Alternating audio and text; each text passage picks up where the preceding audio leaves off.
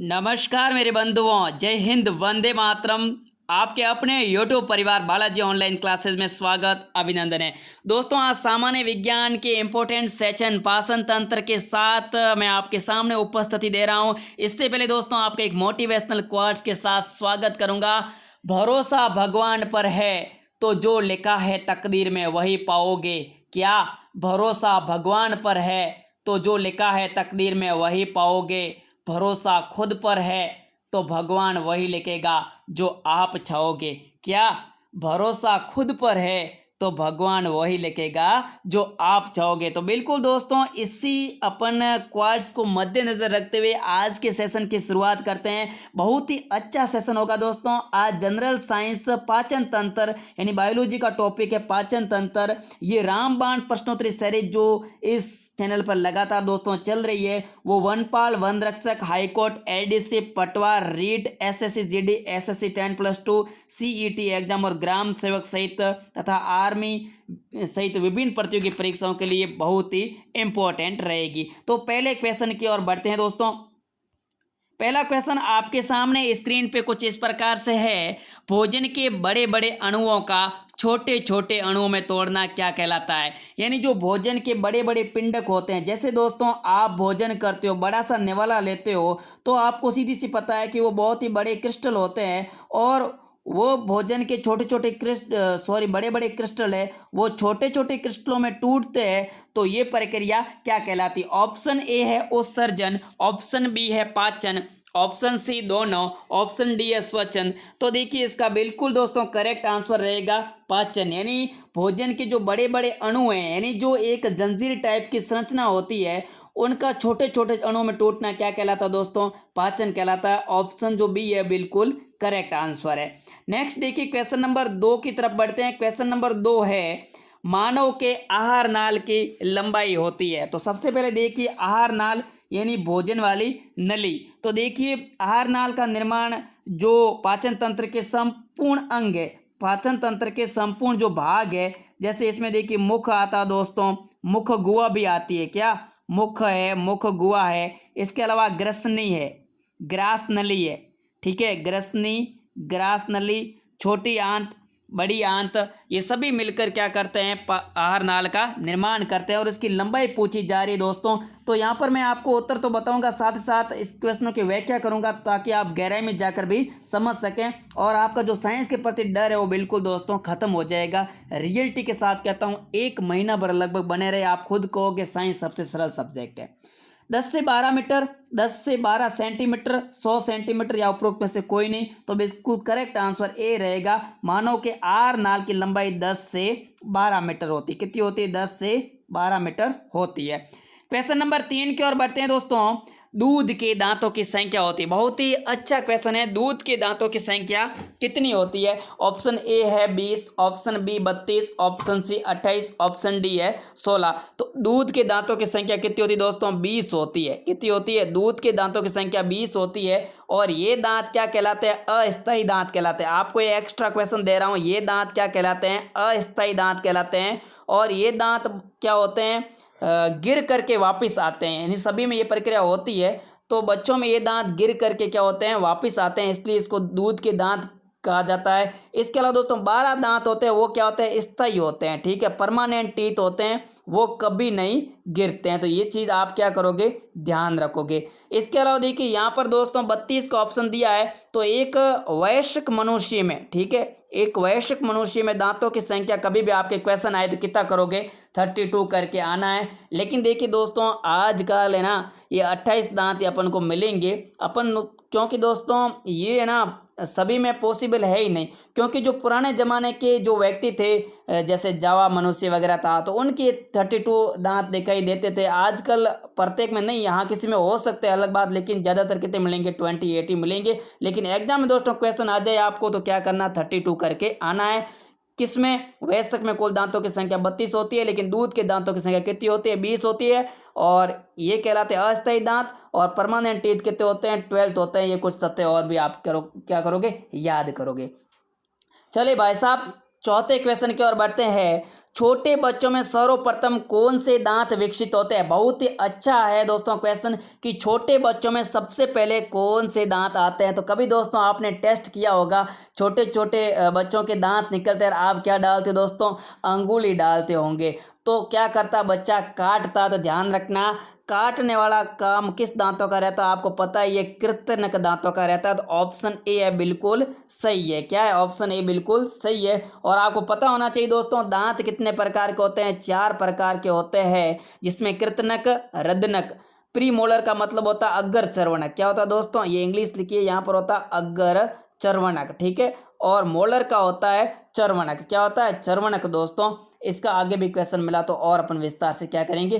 चर्चा करेंगे। देखिए, रत्नक दांतों का कार्य भोजन को काटना होता है, सॉरी, कृतनक दांतों का कार्य भोजन को काटना, रदनक का कार्य होता है भोजन को चीरना फाड़ना। सीधी सी बात है, जब भोजन को चीरने फाड़ने का कार्य होगा, इसका मतलब आपके एग्जाम अगर ये क्वेश्चन आ जाए कि मांसाहारी जंतुओं में कौन से दांत सबसे अधिक विकसित होते हैं, तो मांसाहारी जंतुओं में रदनक दांत होते हैं, क्योंकि वे भोजन को क्या करते हैं? चीरते फाड़ते हैं। ये आप क्या करोगे? ध्यान रखोगे।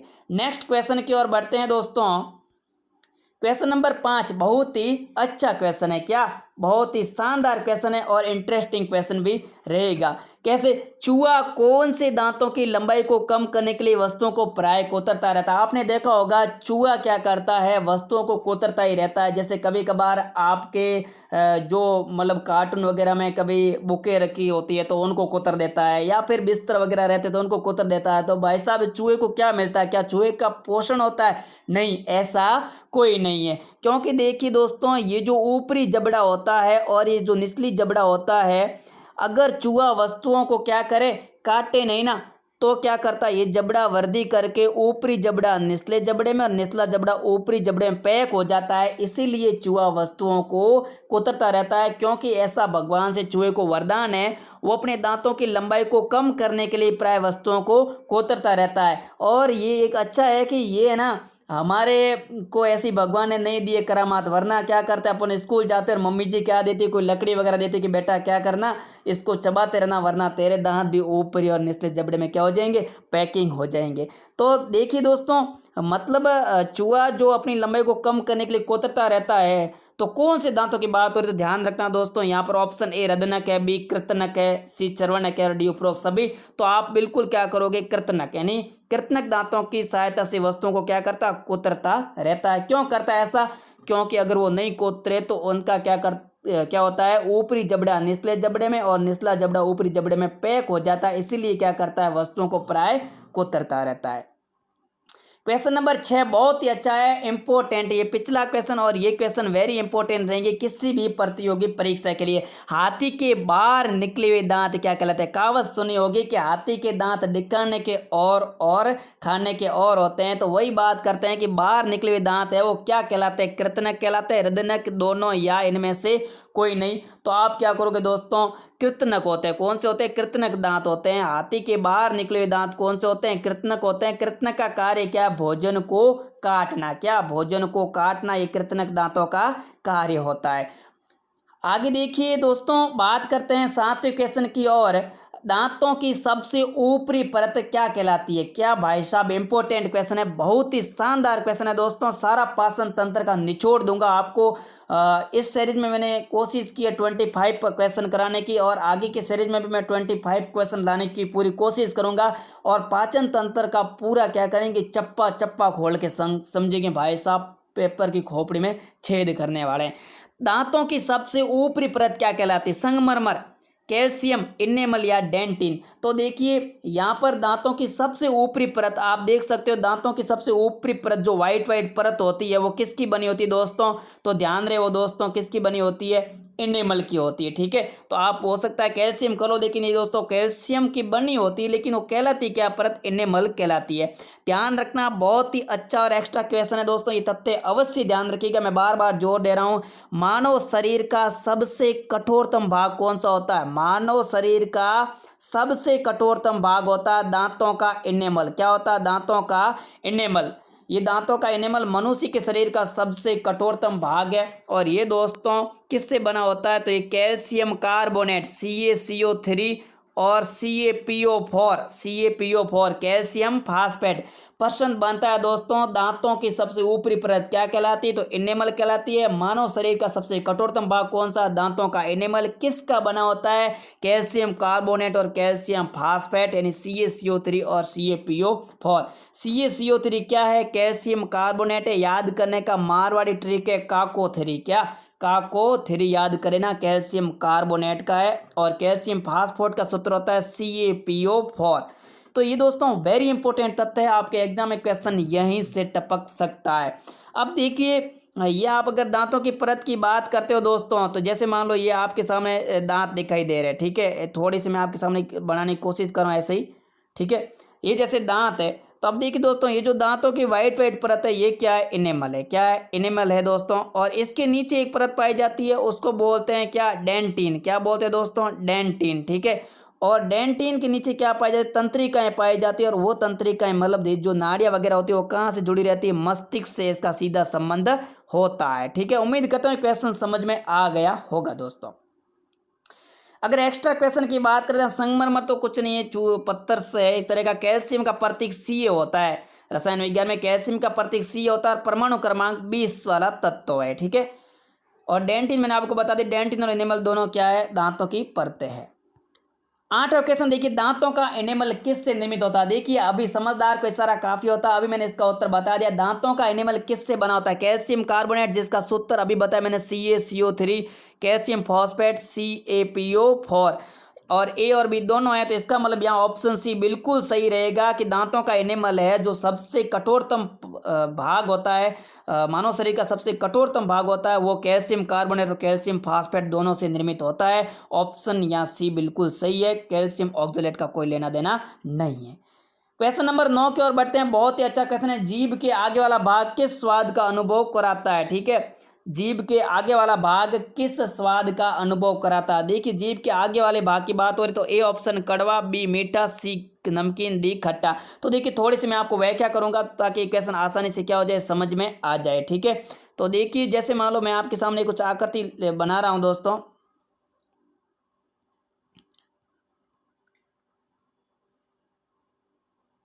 जैसे आप इसको मान लो जीभ मान लो, क्या मान लो? जीभ मान लो, ठीक है। अब देखिए जीभ है, तो ये जीभ का जो आगे वाला भाग है ना, वो कैसा होता है लालो? मीठा होता है। क्या होता है भाइयों? मीठा होता है, ठीक है। और साइड वाला भाग होता है, ये कैसा होता है? खट्टा होता है। क्या होता है? खट्टा होता है, ठीक है। और ऊपरी भाग होता है ये जो, ठीक है, ये कैसा होता है? कड़वा होता है। क्या होता है? कड़वा होता है। मतलब भोजन शुरुआत में जाएगा तो कैसा लगेगा? मीठा लगेगा, क्योंकि जीभ का आगे वाला भाग अनुभव ही कैसा कराता है बच्चों?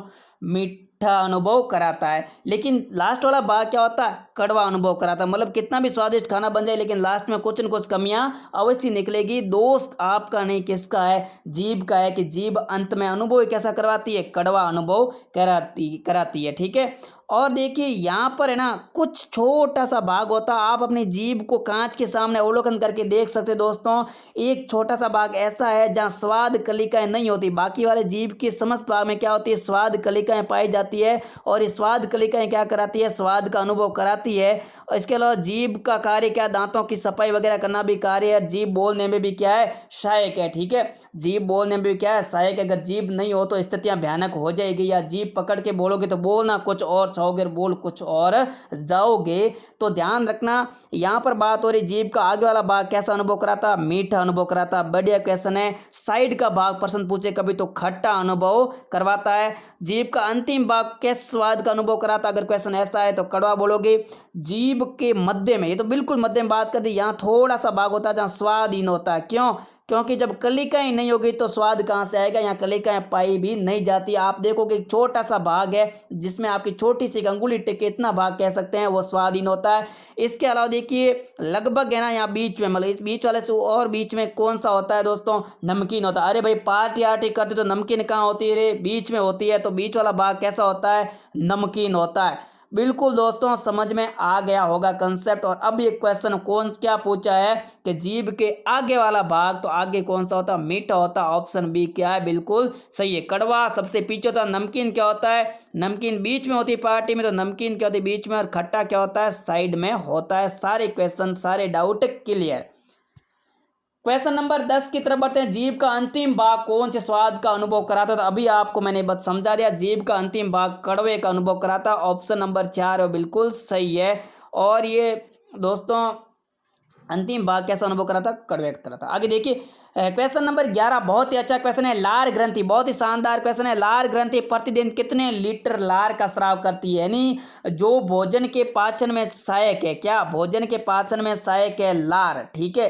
जो लार ग्रंथि होती है उसमें से लार रस निकलता है और इसमें लाइसोजाइम भी पाया जाता है। एक एंजाइम पाया जाता है लार में, लाइसोजाइम। क्या पाया जाता है? लाइसोजाइम, ठीक है। तो लाइसोजाइम क्या करता है? भोजन के साथ जो भी कीटाणु वगैरह होता है उसको क्या करता है? मारने का कार्य भी करता है। कौन करता है? लाइसोजाइम, ठीक है। लाइसोजाइम एंजाइम है जो भोजन के साथ आए हुए कीटाणु वगैरह को नॉर्मल अवस्था में तो क्या करता है? ये मारता है। इसके अलावा देखिए गोमूत्र में भी लाइसोजाइम पाया जाता है। क्या? गोमूत्र में भी लाइसोजाइम पाया जाता है। इसलिए गोमूत्र का अगर छिड़काव करे तो भी कीटाणु क्या होंगे? मर जाएंगे। और ये लाइसोजाइम मुंह में क्या करता है? कुछ कीटाणु आए तो उसको मारता है, लेकिन ये नॉर्मल अवस्था में मारता है। और मुख्य रूप से कौन मारता है? पेट में हाइड्रोक्लोरिक अम्ल दुश्मन बैठा है तैयार, जो जाते हुए आए हुए रोगाणु को क्या करेगा? मारेगा और भोजन को अम्लीय माध्यम प्रदान करेगा। कौन? हाइड्रोक्लोरिक अम्ल।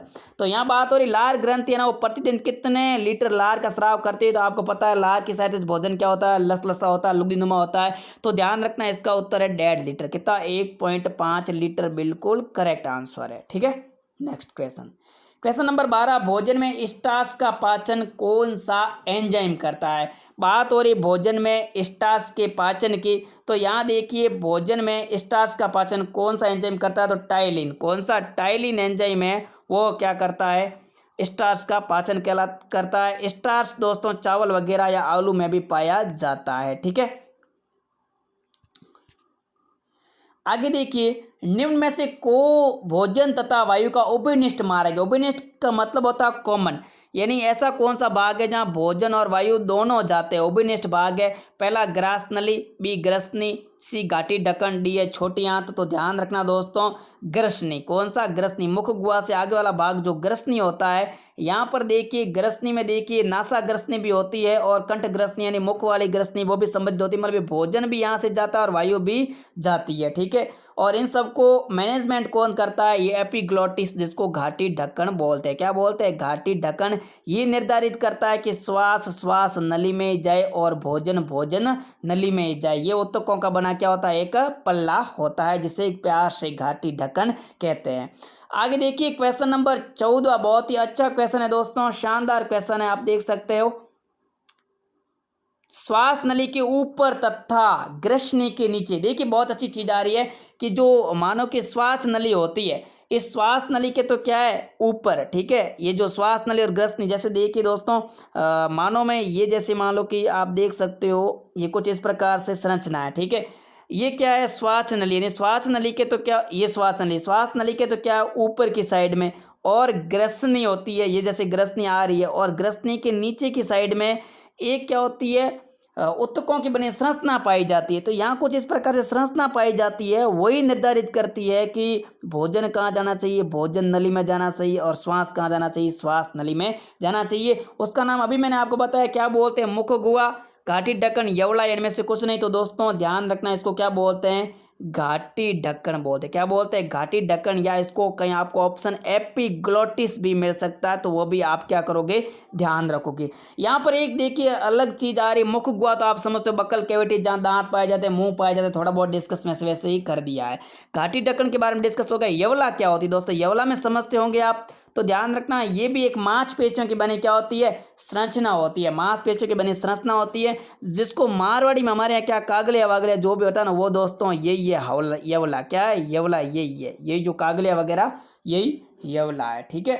और ये यवला है ना, कभी कभार क्या होता है कि शरीर में अत्यधिक भोजन से या गैस्ट्रिक वजह से क्या होती है, ये यवला जब हमारे ऊपरी तलों से टकराती है ना, तो एक ध्वनि उत्पन्न होती है, जिसको क्या कहते हैं? प्यार से खर्राटे कहते हैं। क्या कहते हैं? खर्राटे कहते हैं। ध्यान रखना भारत में तो ऐसी कोई प्रॉब्लम नहीं है, लेकिन अगर किसी अलग दूसरे देशों में चले जाओ तो खर्राटे लेना तलाक का कारण बन सकता भाई साहब, ठीक है।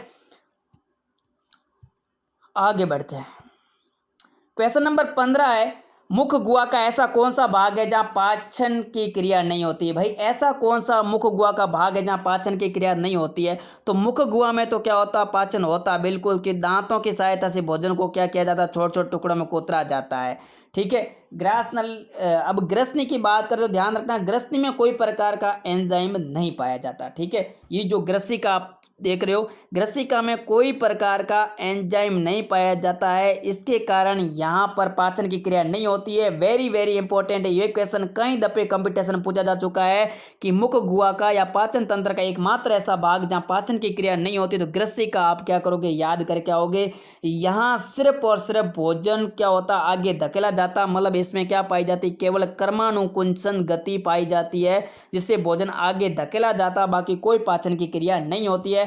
बाकी सारे भाग होते हैं, जैसे मुख गुहा है, बड़ी आंत है, छोटी आंत है, आमाशय है, तो वहाँ थोड़े ना थोड़ा पाचन की क्रिया होती है, लेकिन ग्रसिका में नहीं होती है। क्वेश्चन नंबर 16 देखिए, कौन सा अम्ल आमाशय में आए हुए भोजन को अम्लीय माध्यम प्रदान करता है? यानी जो ये आमाशय जो थैली है जे आकार की, यहाँ पर ऐसा कौन सा अम्ल है जो भोजन जैसे यहाँ प्रवेश करता है उसको क्या करता है, अम्लीय माध्यम प्रदान करता है? ऑप्शन ए हाइड्रोक्लोरिक अम्ल, ऑप्शन बी सल्फ्यूरिक अम्ल, option C rennin enzyme, option D इनमें से कोई नहीं। तो ध्यान रखना दोस्तों, हाइड्रोक्लोरिक अम्ल है। हाइड्रोक्लोरिक अम्ल जिसका सूत्र HCl होता है। पीएच परास कोई पूछे दोस्तों तो 0.9 से 1.5 होती है, मतलब अत्यधिक क्या है, अम्लीय है। अत्यधिक क्या है, अम्लीय है। सूत्र बता दिया HCl। पीएच परास 0.9 से 1.5 होती है।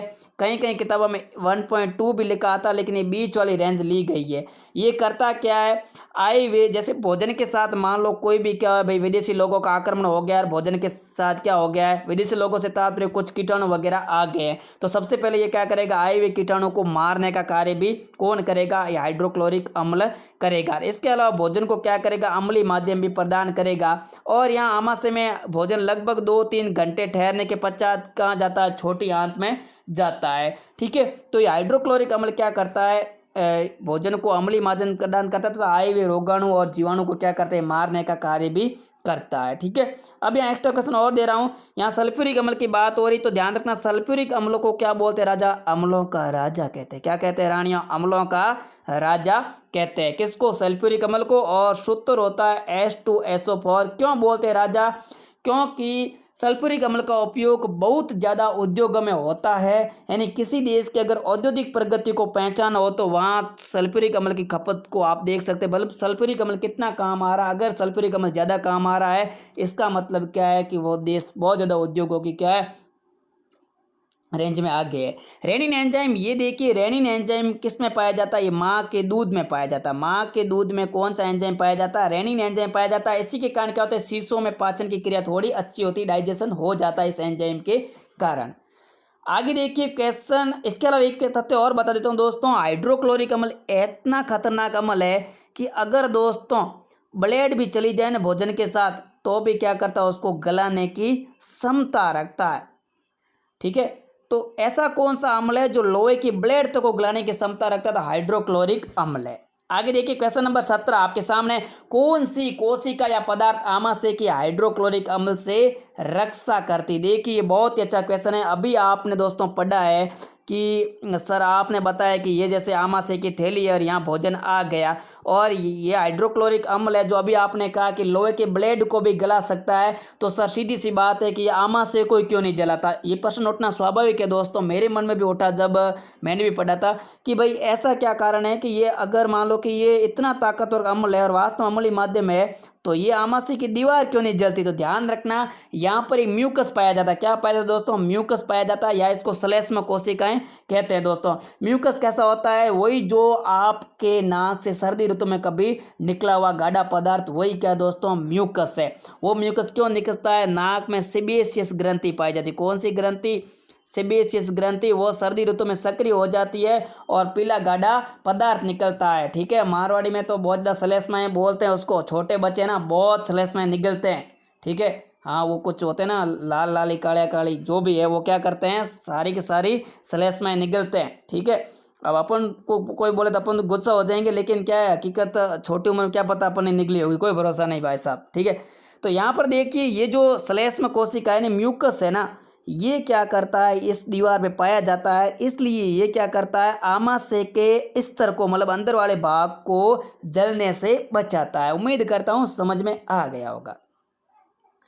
जठर रस, जठर रस किसको बोलते हैं, कोई पूछे तो हाइड्रोक्लोरिक अम्ल को जठर रस बोलते हैं। तंत्रिका कोशिका इसको न्यूरॉन बोलते हैं, क्या बोलते हैं, न्यूरॉन। ठीक है, मानव शरीर की सबसे बड़ी कोशिका होती है न्यूरॉन। तंत्रिका कोशिका एक्स्ट्रा क्वेश्चन है, ये मस्तिष्क से संबंधित है। अगर अपन मस्तिष्क वाला तंत्र पढ़ेंगे उस वक्त इस चीज को बढ़िया तरीके से समझेंगे। पेप्टिक कोशिका, ये आमाशय के साथ ही कुछ कोशिकाएं पाई जाती है। ठीक है, आगे बढ़ते हैं। क्वेश्चन नंबर 18 देखिए, बहुत ही अच्छा है। काफ़ी मैंने आज व्याख्या की, समय थोड़ा ज़्यादा लिया, लेकिन बहुत अच्छे क्वेश्चन है दोस्तों, आपके सारे कंसेप्ट क्लियर हो जाएंगे। प्रोटीन का सर्वाधिक पाचन कहाँ होता है, यानी प्रोटीन का पाचन कहाँ पे होता है, छोटी आंत, बड़ी आंत, आमाशय या मुंह में। तो ध्यान रखना, प्रोटीन का पाचन कहाँ होता है, आमाशय में होता है।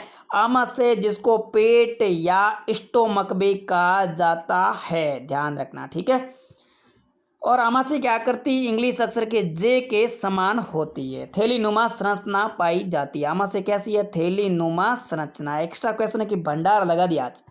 क्वेश्चन नंबर देखिए दोस्तों, 19वां क्वेश्चन आपके सामने कुछ इस प्रकार से है। पेट में एसिडिटी, एसिडिटी बोलते हैं अम्लता, क्या, अम्लता। जब पेट में बहुत ज़्यादा अम्लता बढ़ जाती है तो क्या होता है, खट्टी डकारें वगैरह आती है, तो उस एसिडिटी को दूर करने के लिए क्या किया जाता है, सीधी सी बात है, जब पेट में अम्लता बढ़ेगी तो क्या लेंगे, क्षार लेंगे। और यहाँ क्षार कौन सा है, मैग्नीशियम हाइड्रोक्साइड या पोटेशियम हाइड्रोक्साइड या लवण या अजवाइन। तो देखिए अजवाइन कह सकते हैं घरेलू, लेकिन जब तक ये ऑप्शन ऊपर रहते हैं अजवाइन को अपन नहीं मानेंगे, क्योंकि यहाँ मैग्नीशियम हाइड्रोक्साइड MgOH2, कोई पूछे सूत्र क्या होता है MgOH2, ये क्वेश्चन एक बार रीट लेवल 1 में पूछा जा चुका है। मैग्नीशियम हाइड्रोक्साइड जिसका सूत्र MgOH2, जिसको क्या बोलते हैं दोस्तों, मिल्क ऑफ मैग्नीशिया, क्या बोलते हैं, milk of magnesia, milk of magnesia. और एक प्रकार का क्या दुर्बल सार है, क्योंकि पेट में क्या बढ़ी है, अति अम्लता हुई है, और अति अम्लता को कम कौन करेगा, यानी इस पीएच परास को संतुलित कौन करेगा, दुर्बल सार। और यहाँ मैग्नीशियम हाइड्रोक्साइड जिसको मिल्क ऑफ मैग्नीशिया कहते हैं, इसका सूत्र होता है MgOH2। कैसे बनता है, मैग्नीशियम में पर्याप्त मात्रा में जल मिलाने पर मैग्नीशियम हाइड्रोक्साइड बनता है। ठीक है, आगे बात करते हैं क्वेश्चन नंबर दोस्तों, एक एक्स्ट्रा क्वेश्चन दे दीजिए। पोटेशियम हाइड्रोक्साइड का कोई सूत्र पूछे दोस्तों, लिखोगे KOH2। ठीक है, और लवण की pH होती है 7.0 होती है। ठीक है, क्वेश्चन नंबर देखिए 20 दोस्तों, बहुत ही अच्छा क्वेश्चन है। अल्सर का पता लगाने के लिए कौन सा यंत्र काम में लिया जाता है। तो सबसे पहले अल्सर होता है क्या है कि भाई साहब आपने क्या किया, ठूस ठूस करके खाना खाया, क्या किया, ठूस ठूस करके खाना खाया, और स्थिति ऐसी हो गई कि पेट पूरा क्या हो गया, भर गया। अब सीधी सी बात है, मैंने अभी आपको पढ़ाया कि पेट में हाइड्रोक्लोरिक अम्ल भी बैठा है और कई प्रकार के एंजाइम भी बैठे, वो क्या करेंगे, भोजन में आए हुए रोगाणुओं को तो मारेंगे, साथ ही साथ भोजन को अम्लीय माध्यम प्रदान करेंगे। तो ये भोजन कैसा हो गया, यहाँ पर अम्लीय हो गया। जला क्यों नहीं, क्योंकि यह म्यूकस पड़ा है, अम्लीय तो हो गया। अब क्या होगा, अगर मान लो आपने नॉर्मल मात्रा में खाया तो कोई प्रॉब्लम, लेकिन आपने ज़्यादा अगर मान लो खा लिया है तो ये भोजन क्या होगा, सीधा कहाँ आएगा, छोटी आंत में आएगा, और वहाँ क्या हो जाएंगे दोस्तों, अल्सर हो जाएंगे। ठीक है, तो अल्सर एक प्रकार से छाले टाइप की संरचना होती है। ठीक है, और उसका पता लगाने के लिए कौन सा यंत्र काम में लेते हैं दोस्तों, तो एंडोस्कोपी। कौन सा, एंडोस्कोपी। ऑप्शन नंबर बी है ना, वो लॉक कर दिया जाए। नेक्स्ट क्वेश्चन का ढोल नगाड़े के साथ स्वागत करेंगे। 21 क्वेश्चन बहुत ही अच्छा। डकार आने का क्या कारण, भाई साहब डकार क्यों आती है, ऐसा क्या कारण है। ठीक है, तो ध्यान रखना, हमारे यहाँ कई प्रकार की भ्रांतियां भी है, लेकिन एक्चुअल कारण इसका ये है कि जब क्या होता है, आमाशय भर जाता, आमाशय भर जाता है, या इसके अलावा कभी कभार क्या होता है, कई प्रकार की गैसें होती है वो आमाशय से पुनः क्या होती है, आर नाल से गुजरती है, जिसके कारण क्या होती है, डकार आती है। तो इसका सीधा सा कारण है, जो बायोलॉजिकल कारण है वो है पायलोरिक वॉल। ठीक है, पायलोरिक वॉल्व पाए जाते हैं आमाशय की ऊपरी भाग में, वो पायलोरिक वॉल्व बंद होने के कारण क्या होता है, डकार आ जाती है। ठीक है, नेक्स्ट क्वेश्चन नंबर 22 है। भोजन का सर्वाधिक अवशोषण कहाँ होता है। बहुत ही अच्छा क्वेश्चन है, शानदार क्वेश्चन है दोस्तों। भोजन का सर्वाधिक अवशोषण मतलब जहाँ ऐसा कौन सा पाचन तंत्र का भाग है जहाँ से भोजन सारा का सारा अवशोषित किया जाता है, मतलब यहाँ सारे के सारे क्या हो जाती है, भोजन डिस्ट्रीब्यूट हो जाता है कि भाई साहब कार्बोहाइड्रेट कहता है मेरे को चाहिए, ऊर्जा वाला कहते तू ले जा, वसा कहती मेरे को चाहिए कि हाँ भाई तू ले जा, भोजन में आया है ना, वो सारा का सारा डिस्ट्रीब्यूट कहाँ होता है ना, वो होता है दोस्तों किसमें, छोटी आंत में। किसमें होता है, छोटी आंत में। बिल्कुल सही है, बहुत ही अच्छा क्वेश्चन है। क्वेश्चन नंबर 23, छोटी आंत की लंबाई पूछी गई है। देखिए नाम छोटी आंत है लेकिन ये बहुत ही बड़ी होती है, ठीक है, और एक ऐंठी हुई, बहुत ही ज़्यादा ऐंठी हुई संरचना होती है, वो होती छोटी आंत की, और ये लंबाई 7.5 मीटर है। किसी किताब में 7.0 भी आता है, लेकिन मान सकते हो एनसीईआरटी बुक में दोस्तों 7.5 मीटर दिया गया है, और एनसीईआरटी सर्वत्र क्या होता है, मान्य होता है, ठीक है। अगर ये 1.5 मीटर की पूछे तो ये बड़ी आंत की लंबाई 1.5 मीटर होती है, छोटी आंत की 7.5 मीटर होती है, बाकी दोनों ऑप्शन ऐसे ही है, ठीक है। आगे देखिए 24 क्वेश्चन है दोस्तों, शरीर में सर्वाधिक पाचन की क्रिया छोटी आंत के किस भाग में होती है। अभी देखिए सर्वाधिक पाचन क्रिया छोटी आंत में तो होती ही है, लेकिन कौन से भाग में संपन्न होती है, तो ध्यान रखना है यहाँ पर अपन छोटी आंत के 3 भाग भी समझेंगे। ट्रिक है डीजेआई, क्या है डीजेआई, तो देखिए ड्योडिनम, डी से ड्योडिनम, जैसे जेजुनम, ए से इलियम, ठीक है, duodenum jejunum ileum, ileum jejunum duodenum, ठीक है। ड्योडिनम मतलब ग्रहणी, मध्यांत्र, शुद्रांत्र, ठीक है। तो यहाँ पर देखिए सर्वाधिक पाचन की क्रिया होती है ना, वो कहाँ होती है दोस्तों, ड्योडिनम में होती है, ग्रहणी वाले भाग में होती है, ठीक है। आगे बढ़िए क्वेश्चन नंबर 25, शानदार क्वेश्चन है, शरीर का सबसे शक्तिशाली रस कौन सा है। इस सीरीज का अंतिम क्वेश्चन और शानदार क्वेश्चन है, शरीर का सबसे शक्तिशाली रस कौन सा है। ऑप्शन ए अग्न्याशय रस, ऑप्शन बी पित्त रस, ऑप्शन सी लाल रस, ऑप्शन डी उपरोक्त में से कोई नहीं। तो देखिए प्यारे रसगुल्लों, इसका उत्तर रहेगा अग्न्याशय रस, बिल्कुल करेक्ट आंसर है। शरीर का सबसे शक्तिशाली रस कौन सा होता है, अग्न्याशय रस। उम्मीद करता हूं दोस्तों क्लास अच्छी लगी होगी। क्लास अच्छी लगी तो लाइक अवश्य करें, अपने मित्रों के साथ शेयर करना बिल्कुल नहीं भूलें। यही हमारा मोटिवेशन है। जय हिंद, वंदे मातरम।